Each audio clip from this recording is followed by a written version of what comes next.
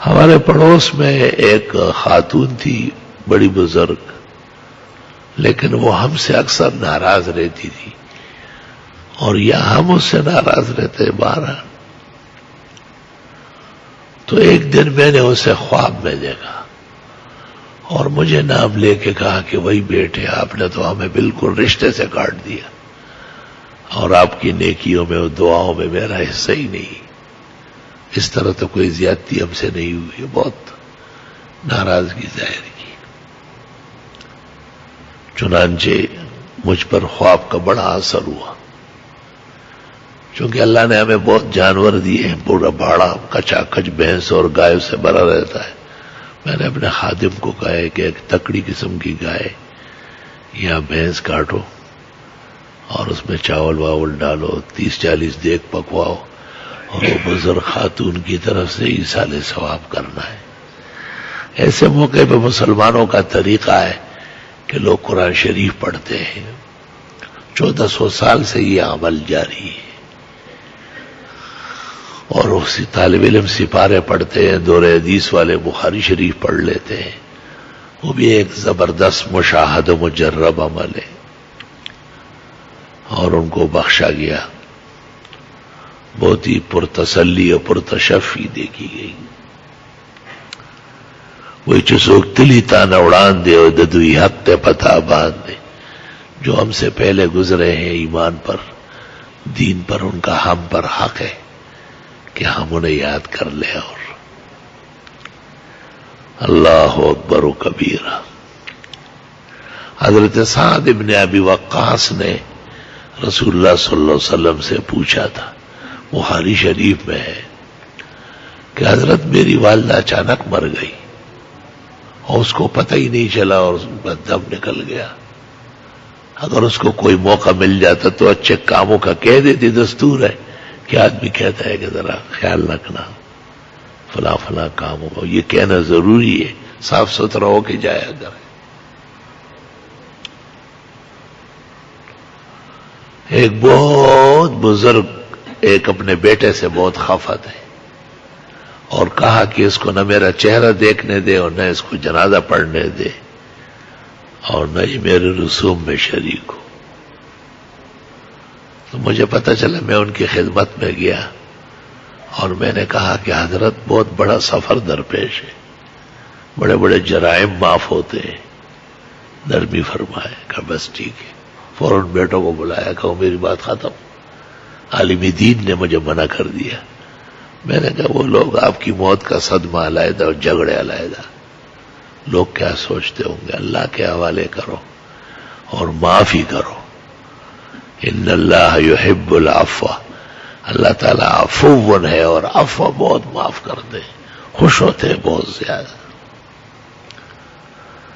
بخاری شریف میں یہ بھی ایک واقعہ ایک شخص کا ہے کہ اس نے اپنے نوکروں کو کہا تھا کہ اگر ہمارا قرضہ کسی مالدار پر چڑھ جائے اور وہ دیتا نہیں ہو تو تم اور مہلت دو اور مہلت دو، سختی مت کرو. اور اگر کسی غریب اور مسکین پر ہمارا قرض آ گیا تو تجاوز ہوا نا، اس کو تو معافی کر دو. کیا لینا ہے اس سے، کہاں سے دے گا. بخاری شریف میں ہے کہ وہ شخص جب مر گیا اور ملائک نے بارگاہ الہی میں اس کی نیکیاں پیش کی تو کوئی خاص نہیں تھی، لیکن جب یہ بات فرشتوں نے کیا، تعالیٰ نے کہا یہ تو میری شان ہے، اس کو تو معاف کرو اور اس کو اعلیٰ جنت نصیب کرو. ایسے لوگوں کو معاف کرتا تھا اور نرمیاں کرتا تھا اور بہت ہی اللہ تعالیٰ اس سے بہت زیادہ خوش ہوتا ہے. ہاں تو وہ سعد ابن ابی وقاص نے پیغمبر سے پوچھا، آپ نے کہا کہ فلاں علاقے میں پانی نہیں ہے، تو انہوں نے وہاں کنواں کھدوایا اور اس کنویں پر نام مشہور ہو گیا بئر ام سعد. بئر کو عربی میں کنویں کو کہتے ہیں کہ ام سعد کے ثواب کے لیے جو کنواں کھودا گیا ہے. لا الہ الا اللہ وحدہ لا شریک لہ لہ الملک ولہ الحمد وعلی کل شیء قدیر. امام اعظم کے نزدیک اور جمہور کے نزدیک علی الاطلاق جس کو شریعت نیکی کہے اس کا فائدہ زندے اور مردے دونوں کو پہنچتا ہے. مثلا قرآن شریف پڑھنا، نفل پڑھنا، ذکر و تسبیح کرنا، درس دینا، یہ جسمانی اعمال ہے سارے، اور اس کا بھی ثواب پہنچتا ہے.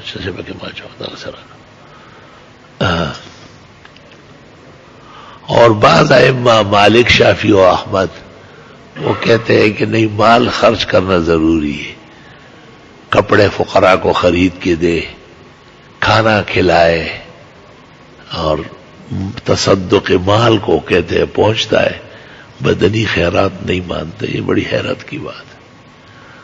جہان میں تو نصف سے زیادہ اعمال بدنی ہے، اور حدیث شریف میں ہے کہ ایک دفعہ فاتحہ پڑھ لیا جائے اور 3 دفعہ سورۃ اخلاص اور درود ابراہیمی اخیر میں پڑھا جائے، پورے قبرستان کو بخشا جاتا ہے اور اللہ سب کے عذاب میں تخفیف کر لیتا ہے. تو امام ابو حنیفہ رحمۃ اللہ علیہ جو سب اماموں کے بڑے ہیں اور دین کے سب سے زیادہ جاننے ماننے والے، ان کے نزدیک علی الاطلاق ہر طرح کے حسنات پہنچتے ہیں. بہتر ہے کہ مالی صدقے اور خیرات بھی ہو، جیسے اونٹ کاٹا، اللہ نے توفیق دی، کبھی بھینس کاٹی، کبھی گائے کاٹی، کبھی بکرے، مینڈے، اور کچھ نہیں، جب کنڈے زویا سخو بویا. ایک مرغا کٹوائے نہیں کہ گھر پکایا خود کھا لیا. وہ ایک بڑا مالدار شخص تو مجھ سے پوچھا کہ یہ گائے میں لایا ہوں، اس کو بھائی کو دے سکتا؟ میں نے کہا بھائی مسکین ہے، آپ کے دے دو. کیا ہم لے سکتے؟ میں نے کہا نہیں. کہا یہ کیوں؟ میں نے کہا جتنا تم لوگ ہیں وہ خیرات نہیں ہوگا. التصدق علی الفقراء والمساکین ہے. بہت زیادہ خفا ہو گیا. تو بعد میں مجھے کہا کہ میں نے عجیب خواب دیکھا کہ وہ گائے کی ہڈیاں جو ہے نا، وہ بہت اس پر پھول برس رہے ہیں اور گوشت سارا بدبودار ہے. تو میں نے کہا گوشت آپ گھر لے گئے اور خالی ہڈیاں تقسیم کی. تو ایسی خراب عادت ہے لوگوں کی. بھائی ثواب کے ارادے سے جب دوسروں کو فائدہ پہنچانا ہے. مثلا میں آپ کو ایک عجیب مثال دیتا ہوں. ہمارے اپنے باڑے میں بھینس اور گائے کھڑی ہے سینکڑوں. تو میں جب کہتا ہوں کہ بھائی کوئی بھینس کاٹو، گائے کاٹو نا، اس سے میری تسلی نہیں ہو رہی، وہ تو گھر کی چیز ہے. تو میں اپنے ایک بھائی ہے یہاں، اس کو کہتا ہوں 7 مینڈے لے آؤ، 10 بکرے لے آؤ. کیونکہ ہمت ہوتی نہیں ہے کہ منڈی جا کے وہاں سے بہترین بیل، عمدہ قسم کی گائے وہ خریدوں، اور دل بالکل خوش ہو جاتا ہے جب آدمی کچھ مشقت بھی اس کے لیے کرے. اس میں عجائب و غرائب بھی ہے. یہاں کچھ ہمارے بھائی رہتے، دوست لوگ ہیں، تو انہوں نے ایک گائے لے کے آئے. میں سامنے بیٹھا تھا، گاڑی سے اتارا. میں نے کہا یہ کیا ہے؟ کہا یہ گائے. میں نے کہا یہ گائے؟ کہا. میں نے کہا تو لومڑی ہے، منڈی میں اس سے خراب گندی نہیں تھی، وہ لے آتے. یہ کیوں لائے؟ کہتے امی بہت بیمار ہے. میں نے کہا اس کی وجہ سے اللہ تمہاری امی کو چھوڑے گا؟ یہ تو چاہیے کہ اللہ تعالیٰ آج ایکشن لے لے. خیر وہ ایسے ہی وہ بھائیوں نے آپس میں کہا کہ بھائی تمہارے امام ہے، عالم دین ہے، اور یہی راضی نہیں ہوا تو اللہ کیا راضی ہوگا. وہ منڈی چلا گیا، سب 2 4 5 بھائی سارے مل کے، اور 70-75 ہزار کا بڑا لمبا چوڑا بیل لائے، اور ایسا جیسے قربانی میں گھومٹے نہیں غلاڑو، اور بڑی مشکل سے ٹرک میں لائے، اتارا. طالب علم ہنس رہے تھے. میں نے کہا ہنسنے کی بات نہیں، وہ بچ گئے، ہم پھنس گئے. ہم اگر ان کی ماں مر گئی ہماری خیر نہیں کہ ایک کی جگہ 2 جانور لی.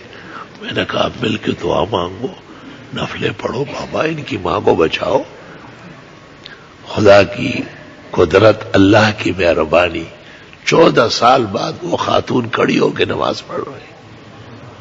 اور وہ سب مل کے آئے اگلے دن طالب علموں کی شیرینی کی دعوت کی، کہ ان سب نے دعائیں کی، ہمیں پتہ ہے آپ بہت فکر مند ہو گئے۔ میں نے کہا خالی گائے اور بیل مانگنے نہیں ہے، آگے بھی پاپڑ بیلنے ہیں۔ ہاں اگر یہ مر گئی ان کی ماں خیر نہیں ہے۔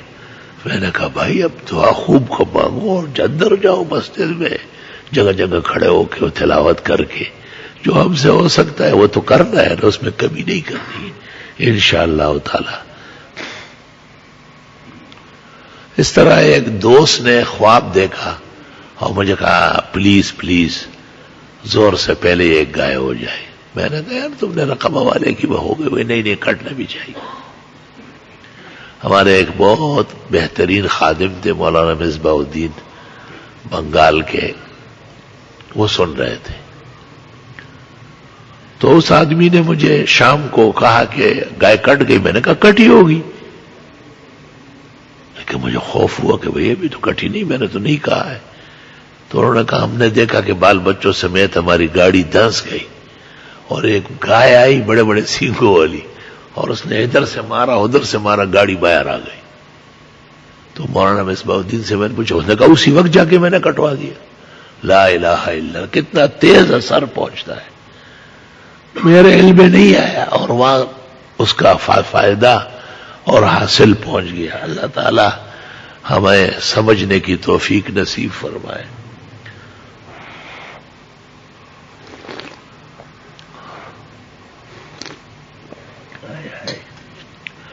کیا بے وفا گلا ہے، 2 ہفتے ہو گئے ٹھیک نہیں ہو رہا ہے، کیونکہ ڈاکٹر صاحبان کہتے ہیں کہ آپ آرام کریں۔ ہم 4 گھنٹے روز بخاری و ترمذی پڑھتے ہیں، کام کے دن ہے۔ ڈاکٹر صاحبان اپنی جگہ حق ہے، ہم اپنی جگہ پر حق ہیں، گلے کی خرابی اپنی جگہ حق ہے، کام سارے جاری و ساری، اللہ تعالیٰ جاری ساری رکھے۔ یہ جو میں نے ترتیب بیان کی نا کہ بھئی اونٹ کرے اور گائے کرے اور بکرے کرے، اسی ترتیب میں حدیث آئی ہے کہ جو جمعے کے لیے سویرے آ جائے فَكَأَنَّمَا قَرَّبَ بَدَنَةً، جیسے اس نے اللہ کی رضا کے لیے اونٹ کاٹا۔ جو اس کے بعد آیا فَكَأَنَّمَا قَرَّبَ بَقَرَةً، کوئی اللہ کے تقرب کے لیے اس نے گائے خیرات کی۔ اس طرح بکرا، اس طرح مرغی، اور پھر اخیر میں انڈے۔ اور جو خطبے میں آتے ہیں تو ملائک وہ اعمال کا صحیفہ لپیٹ کے خود بھی خطبہ سننے بیٹھ جاتے ہیں۔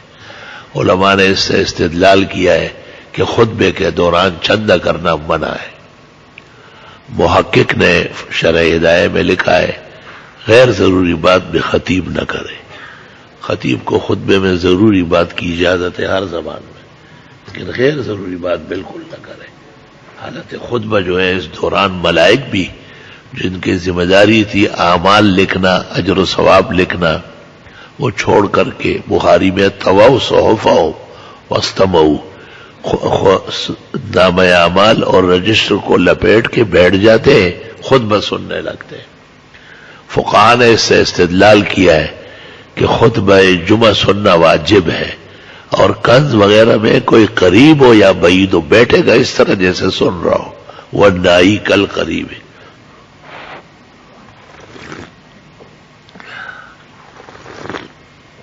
الحمدللہ۔ تو ایک طریقہ تو یہ ہے، کبھی کبھی ایسا بھی آدمی کرتا ہے کہ قرآن شریف پڑھ لیتا ہے اور اس کا ثواب مرحومین کو بخشتا ہے۔ بڑا کام ہے، بہت بڑا کام ہے۔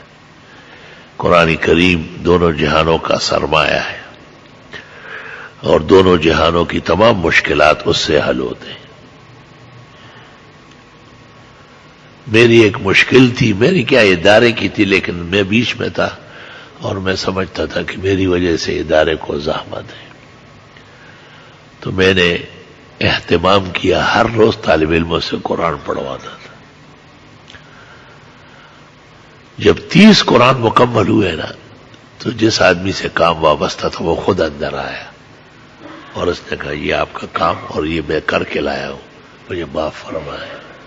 نہ میں نے فون کیا نہ اس کی شکایت کی، صرف دعا مانگتا تھا کہ یا اللہ اس کی دل پر رحمت نازل کرے۔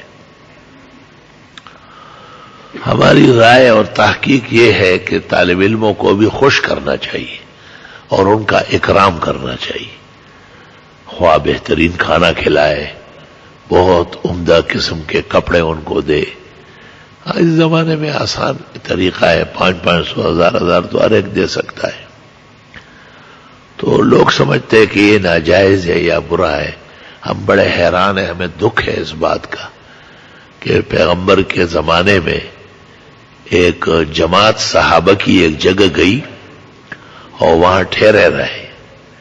قریب میں جو آبادی تھی اس میں ایک بڑے آدمی کو سانپ نے ڈسا، فَسَعَوْا لَهُ كُلَّ شَيْءٍ فَلَمْ يَنْفَعْهُ۔ بخاری میں ہر کوشش کی گئی، کوئی فائدہ نہیں۔ ان کو کہا گیا کہ سفید پوش یہاں آئے ہیں، دینداروں کی جماعت آئی ہے، نبی آخر زبان کے ماننے والے، ان سے شاید کوئی دم درود ہو۔ ان کے آدمی آئے اور حضرت سے کہا، حضرت ابو سعید خدری سے اور جو بڑے بڑے لوگ تھے، تو انہوں نے کہا کہ ہم تو دم کریں گے لیکن کچھ تمہیں بھی کرنا پڑے گا، کیونکہ ہم اتنے دنوں سے یہاں ٹھہرے ہیں اور عرب کا دستور ہے کہ مہمانوں کے کھانے کا انتظام کرتے ہیں، تم نے کوئی احترام نہیں کیا۔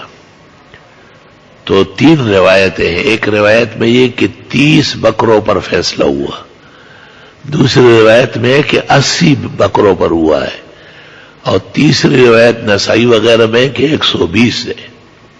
علماء کہتے ہیں 30 تو دودھ دینے والے ہوں گے، اور بچے جو ان کے ساتھ ہوتے ہیں وہ 80 ہو گئے، اس سے پہلے سال والے بھی ملا لو تو 120 ہو جائیں گے۔ میں طلبہ کو کہتا ہوں یہ لا کے نمازیوں کو کہ کم از کم 30,000 تو بانٹو، اگر یہ اس سے بڑھانا چاہتے تو 80,000، ورنہ حافظ صاحب کو تو 1,20,000 دے ہی دو۔ تو حدیث شریف میں ہے کہ جب ابو سعید خدری نے ان سے یہ وصول کیا تو صحابہ نے کہا اخذتا علی کتاب اللہ اجرا، قرآن مجید پڑھ کر پیسے لے لیے، یہ کیا کیا تم نے؟ اور اس کو اسی طرح رکھو۔ جب مدینہ منورہ پہنچے، نبی کریم صلی اللہ علیہ وسلم کو اطلاع دیا، بہت زیادہ خوش ہوئے۔ آپ نے ابو سعید سے پوچھا کیا پڑھا آپ نے؟ کہا جی 3 دن صبح و شام سورہ فاتحہ پڑھی۔ آپ نے کہا ہی الشافیہ وہی الکافیہ، واقعی اس میں شفا ہے اور پورا شفا ہے۔ اور فرمایا کہ ان خیر ما اخذتم علیہ اجرا کتاب اللہ، بہترین اجرت وہ ہے جو قرآن کی تعظیم میں، تکریم میں تمہیں مل گیا ہے۔ اور فرمایا آپس میں بانٹو، وَاضْرِبُوا لِي فِيهِ سَهْمًا، میرا حصہ بھی دے دو۔ وجہ اس کی یہ کہ خاطرداری تب ہوتی ہے کہ استاد بھی اس میں سے قبول کر لے۔ ہمارے بعض حافظ صاحبان رمضان شریف میں 2-3 لاکھ گھر لے جاتے ہیں اور کہتے ہیں کہ جی وہ کب ہوگا، وہ کب ہوگا۔ میں کہتا ہوں یہ کب ہوگا، یہ ہمارا حصہ کب ہوگا؟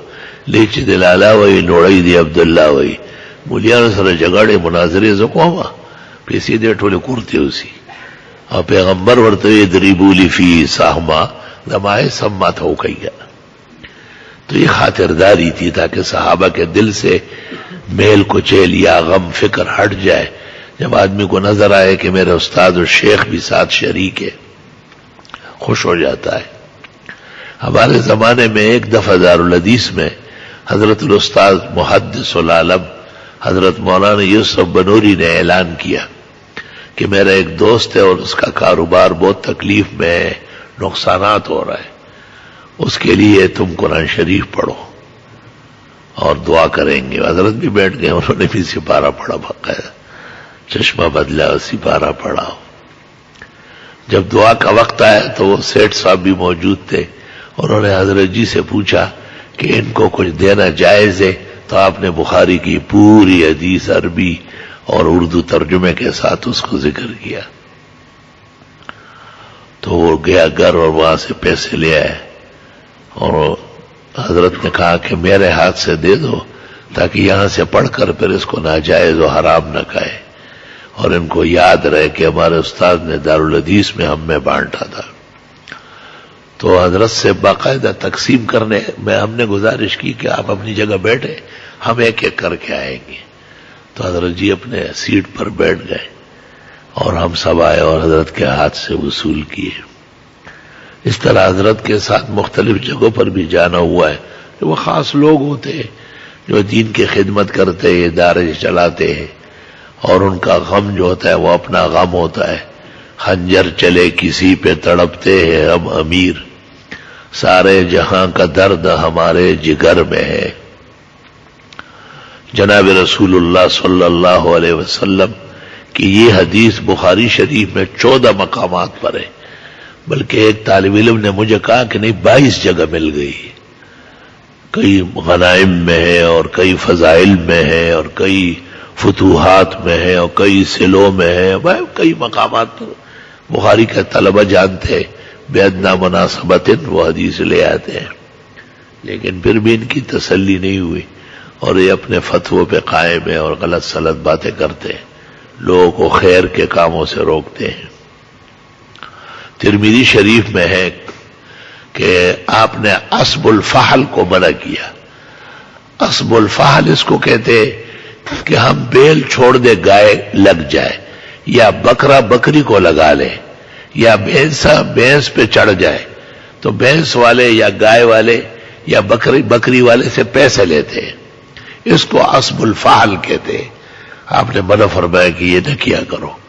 تو صحابہ نے کہا ہمارے ہاں قدیم رواج ہے کہ اس موقع پر کچھ خوشی سے دیتے ہیں اور ہمارے ہاں اکرام سمجھا جاتا ہے۔ آپ نے کہا اجازت ہے جب اکرام سمجھا جاتا ہے، ترمذی میں موجود ہے۔